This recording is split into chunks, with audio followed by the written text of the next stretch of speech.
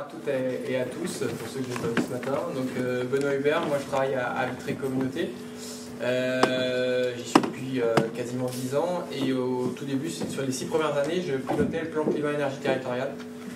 Donc ce qui explique que je vais pouvoir vous présenter le projet éolien donc, que j'ai suivi puis que je vais continuer de suivre même si mes missions ont évolué depuis dans la structure. Donc rapidement pour vous présenter Vitré Communauté, donc on est une communauté d'agglomération qui représente 80 habitants pour 46 communes. Donc on a une majeure partie de nos communes qui sont à peu près dans les 2000 habitants. Nous sommes situés en Bretagne entre Rennes et Laval, donc aux portes de Bretagne là, sur la droite. Donc une agglomération, 80 habitants, avec un axe structurant qui est l'autoroute entre la Bretagne et puis l'île de France, ou en tout cas la France, donc qui est notre axe structurant, et c'est là où en fait se concentre la majeure partie de la population et des activités. Et donc on a des communes qui sont plus rurales, donc au nord, et à l'inverse des communes qui sont sans être, on n'est pas en ville, mais on est dans un territoire plutôt périurbain, donc dans sa centralité. Donc voilà pour Vitré Communauté. Alors donc quel projet est-ce que tu portes et quels étaient vos objectifs? Alors, donc comme je le disais, nous on était une agglomération donc engagée dans un plan climat-énergie territorial, donc forcément réflexion sur baisse des gaz à effet de serre, maîtrise des consommations d'énergie et développement des énergies renouvelables. Donc c'est une politique qui est relativement nouvelle pour les intercommunalités. Voilà, c'était nous le premier en 2013, là on est à notre deuxième exercice. Et on a eu deux projets, on a déjà deux projets d'éolien, de centrales éoliennes qui existent déjà sur notre territoire, qui étaient portés par des acteurs privés. Et on a eu le deuxième qui a posé vraiment des gros soucis d'acceptabilité, ce qui va expliquer aussi la façon dont on a abordé ce troisième projet, avec problématique de collectif contre le projet, problématique à l'intérieur du conseil municipal. Enfin voilà, je pense que vous voyez très bien de quoi je veux parler. Et à côté de cette commune où ça s'est mal déroulé, même si aujourd'hui le parc est en exploitation, on avait une autre zone d'études qui était une zone d'études qui était entre 3 communes. Et en 2016, on a plusieurs développeurs qui sont venus voir les maires. Et donc là, les maires étaient intéressés, mais ils se posaient beaucoup de questions sur mais qu'est-ce qu'on fait là. Et donc c'est là où en fait nous, Vitré Communauté, on est venu en appui pour essayer de consolider une réflexion, de savoir concrètement, on a vu ce qui s'est passé sur le dernier projet, qu'est-ce qu'on veut comme projet, et surtout comment on veut le construire ensemble avec le développeur. C'est vraiment l'idée de sortir de l'approche, entre guillemets, le développeur vient avec son projet, le conseil les libère, ainsi de suite, et puis il laisse filer. Là, on a vraiment été dans une autre approche. Et je continue.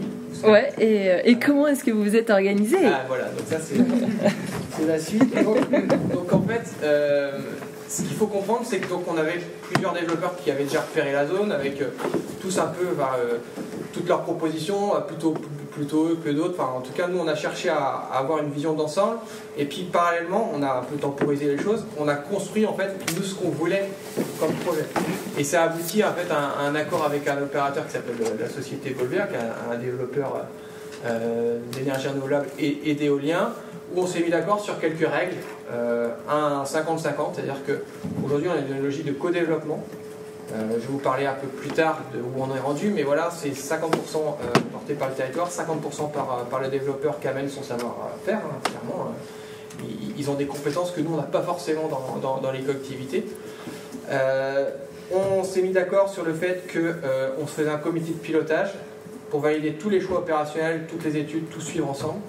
Et un comité de pilotage qui regroupait le développeur au tout début, Vitré Communauté, donc on a une vice-présidence, plus moi j'étais l'agent. Et également, on a mis les 3 maires dans ce comité de pilotage. Donc, ce qui fait qu'en fait, je parle du côté collectivité, donc Vitreco ou les communes, par ce projet, on est monté en compétences. Et le quatrième acteur, qui aussi a été un peu à l'origine de ce changement de paradigme, de pas entre guillemets laisser faire, c'est qu'on a été aussi accompagné par le bureau d'études Citawat Développement, qui nous a aussi accompagnés sur qu'est-ce qui se faisait autre part, comment on pouvait se positionner, et nous a fait monter collectivement en compétences. Parce que dans n'importe quel projet nouveau, il faut comprendre les grandes ficelles, il faut comprendre les grandes étapes pour pouvoir aussi se positionner le plus judicieusement possible. Autre aspect aussi qu'il faut avoir à l'esprit, donc le 50-50, un comité de pilotage, donc on va resserrer au début, puis on a élargi, mais je vais revenir plus tard. Donc délibération, donc sur ce principe, les 3 conseils municipaux en 2017 ont validé le soutien à ce projet, à la fois le projet d'implantation d'éoliennes, mais également la méthode et la gouvernance associée. Et il y avait aussi la volonté des élus, pour voir aussi, on apprend aussi des erreurs et des problématiques qu'on a rencontrées sur un autre projet, qu'on puisse avoir une partie de la gouvernance qui soit confiée aux riverains, aux habitants des communes. Donc ça, c'était une idée forte de dire, voilà, il faut que le projet, il appartienne au territoire, et il faut que si les citoyens et les habitants sont motivés, ils rentrent dans la gouvernance du projet. Donc il y a aussi tout un travail qui a été fait, et je vais le détailler un peu plus tard, pour mobiliser, parce qu'on est dans un territoire, on est sur 3 communes qui sont au nord de mon territoire, donc plutôt rural, et on n'avait pas de dynamique associative sur ces communes. Donc c'est quelque chose qu'on a travaillé notamment avec le réseau Taranis. Mais les élus avaient souhaité vraiment de prévoir une place. Par contre, cette place, elle est prévue une fois le projet autorisé.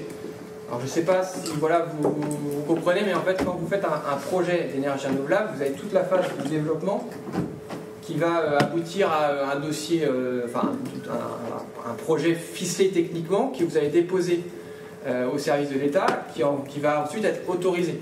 Si vous voulez, tant que le projet n'est pas autorisé et puis purgé de tout recours, finalement, il y a un risque. On ne peut pas être certain que le projet va voir le jour. Et donc, tout l'argent qui est engagé avant, qui est principalement des études, mais aussi du temps et tout ça, si le projet capote, pour X raisons, derrière, les sommes d'enjeu, l'énergie mise en œuvre, elle est perdue. Donc pour ne pas prendre ce risque-là, pour ne pas faire prendre ce risque-là aux habitants, vu qu'il n'y avait pas de collectif à l'origine, l'idée c'était de dire les faire rentrer dans un deuxième temps, une fois que le projet sera autorisé.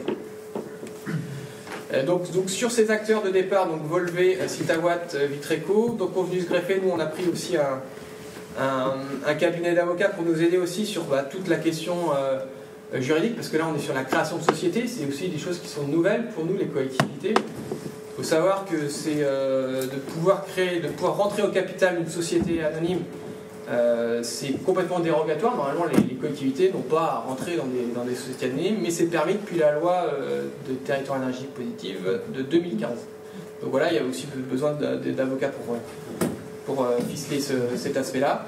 Et enfin, donc, pour travailler, et j'en ai parlé un petit peu, la dynamique citoyenne, on va y revenir un peu plus tard, on y allait, on a travaillé avec le réseau Taranis et Enercop Bretagne. Donc on va, si vous voulez, la société est en cours de création, et Enercop et Taranis nous ont entre guillemets rejoints. Alors je ne sais plus si c'est depuis 1 an ou 2, mais voilà, pas au début du projet, mais notamment dans la volonté de travailler l'application citoyenne. Et est-ce que vous avez eu des difficultés? Alors, on a eu 3 types de difficultés qui aujourd'hui ne sont pas bloquantes, enfin ont été levées. La première difficulté qu'on a eue sur le projet, c'est une difficulté plutôt technique. En fait, on est sur une zone où vous avez des passages d'avions de l'armée de l'air à basse altitude, enfin, c'est un RTBA ça s'appelle, pour rentrer dans la technique. Et donc ce qui fait qu'en fait, on a eu des avis contradictoires de l'armée par rapport à la hauteur maximale du parc. Il faut comprendre que pour un projet éolien, plus vous pouvez aller haut, plus vous allez produire nécessairement, et donc forcément vous allez améliorer la rentabilité de votre installation et l'intérêt de le faire, parce que ça reste aussi un projet économique. L'intérêt c'est de maximiser la production et l'intérêt économique du projet. Donc là on a eu des avis favorables. En fait, quand vous développer un projet éolien, souvent vous demandez l'avis de l'armée avant de déposer l'autorisation unique. Et donc c'est là où en fait on a eu des réponses favorables, puis défavorables, puis favorables. Donc ça, c'était tout un BINS. Et c'est là où, concrètement, je pense que le politique, il a un vrai rôle à jouer pour aussi, enfin nous en tout cas, pour débloquer et appuyer la demande du porteur de projet. Ça, c'est le premier. L'autre difficulté, c'est que, comme je disais tout à l'heure, il y avait une volonté de favoriser un ancrage local, d'intégrer des habitants et des citoyens dans la gouvernance du projet. Sauf qu'on n'avait pas de maillage associatif d'association. Donc là, c'est bien d'avoir l'idée, mais encore une fois, il faut réussir à la mettre en musique. Et pour ça, donc, on s'est tourné vers Taranis et Enercop pour pouvoir nous aider sur cette dimension et cette mobilisation citoyenne. Et donc, tu pourras préciser, parce qu'on l'a fait ensemble, Yuna, mais ça s'est matérialisé par, on a fait un ciné-débat, on a fait des jeux coopératifs sur les énergies renouvelables, des formations. Et là, on est en train de créer déjà un noyau dur, qui est le prémisse d'une future association qui aura, à terme, rejoindra la gouvernance du projet. Et enfin, la dernière difficulté que j'ai identifiée, c'est que, et là c'est une difficulté relativement récente, c'est qu'en fait, donc j'avais créé ce noyau dur, vous savez, ce comité de pilotage qui regroupait donc les trois maires, et en fait les trois maires ont changé pour plusieurs raisons. Il y en a qui ne sont pas représentés, d'autres ont été battus. Donc forcément, ça peut remettre en cause la philosophie et la volonté commune d'avancer sur ce projet. Donc là, heureusement, on est repassé dans les conseils ces dernières semaines. Donc les trois conseils sont toujours favorables à ce projet. Mais naturellement, il y a pour moi un enjeu que de remobiliser les nouvelles équipes, les faire monter en compétences. Il y a un vrai enjeu, à mon sens, sur l'éolien, c'est que c'est un domaine où il y a beaucoup de craintes et pour tout un tas de facteurs et des probabilités d'acceptabilité. Et si, à mon sens, les élus qui vont accueillir un projet sur leur parc, sur leur commune, ne sont pas montés en compétence pour pouvoir répondre aux premières craintes, ils vont se positionner en retrait et là, on ne gère rapidement plus rien. En tout cas, ça devient très très compliqué d'avancer sur ce type de projet. Voilà sur les trois difficultés. Et alors aujourd'hui, où est-ce que vous en êtes? Alors où est-ce qu'on en est? Donc là aujourd'hui, vous l'avez compris, on travaille depuis 2017 sur ce projet. On est en train de finaliser l'ensemble des études. Donc là on a défini l'implantation et on va être prêt à déposer, je pense dans les prochains mois, la demande d'autorisation unique donc, auprès des services de la préfecture. Donc là, nous notre enjeu dans les prochains mois c'est de finaliser la création de la société, donc entre les différents acteurs, et de travailler également en lien avec le collectif citoyen pour l'accompagner, le faire monter en compétences pour qu'il intègre à terme la gouvernance du projet. Et enfin, alors ça transparaît pas dans ce que je vous ai présenté, mais il faut avoir en tête qu'on a toujours aussi communiqué largement sur ce projet auprès de la population. Avant même de lancer les études, c'était aussi une façon aussi de réduire le risque de rejet. Et donc c'est aussi de continuer à alimenter la population sur les informations sur ce projet. Donc, et vous voyez, donc, si tout se passe bien, on aura l'autorisation au cours de l'année 2021-2022, puis après financement chantier pour potentiellement une mise en exploitation 2024. Donc, vous voyez, c'est un projet entre 2016 et 2024. Vous voyez la temporalité de ce type de projet.